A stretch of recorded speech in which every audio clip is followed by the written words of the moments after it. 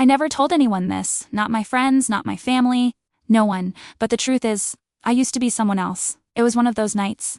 Cold, rainy, the kind of night that makes you want to stay home and hide. But I had plans. I was supposed to meet my boyfriend. The one I knew I should have left months ago. The one who made me feel smaller every day. But somehow, I couldn't let go. He never showed up. I decided to stay at the bar, to drink alone.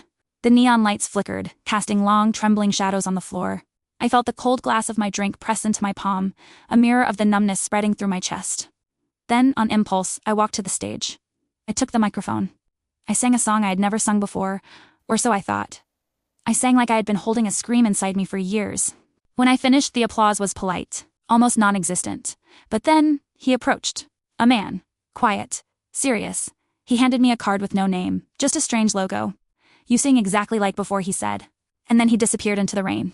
I stared at the card for minutes, hours. What did he mean? Before? When? I tried to forget. I hid the card in my drawer, deep under the things I didn't want to see. I didn't tell anyone. Not a word. Weeks passed, months, life continued. My relationship with my boyfriend became darker, a suffocating cycle of manipulation I felt I couldn't escape. My boyfriend hated when I sang. Until one day I saw the same logo on a shop window, the exact same one. My stomach dropped.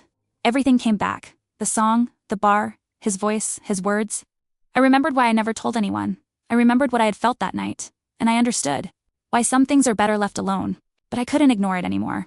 I walked to the door, I pressed my hand against it. My heart raced, colliding with memories I couldn't quite grasp. And I realized, some doors are better left unopened. But some demand to be opened. Inside it wasn't a shop. It was a professional recording studio.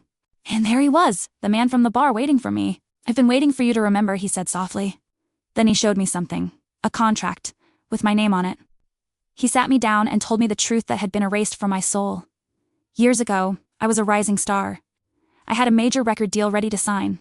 But my boyfriend, the man I thought loved me, was terrified of losing control over me. He manipulated me, whispered lies about the industry, and isolated me until I was ready to walk away from my dreams. But he couldn't stop me.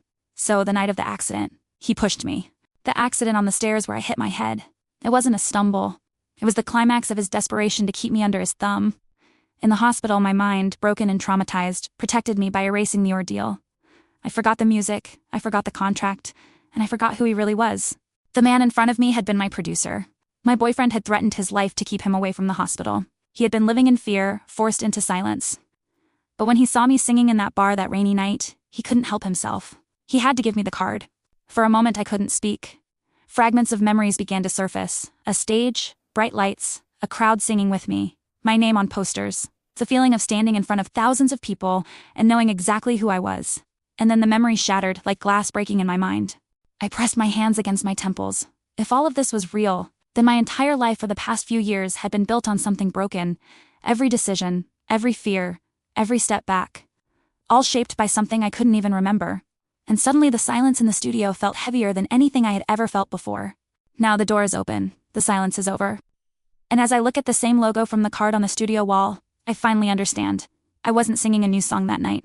I was singing the life someone tried to erase. But remembering everything wasn't as simple as I thought, because the truth wasn't just about what he did to me. It was about who I had become while forgetting.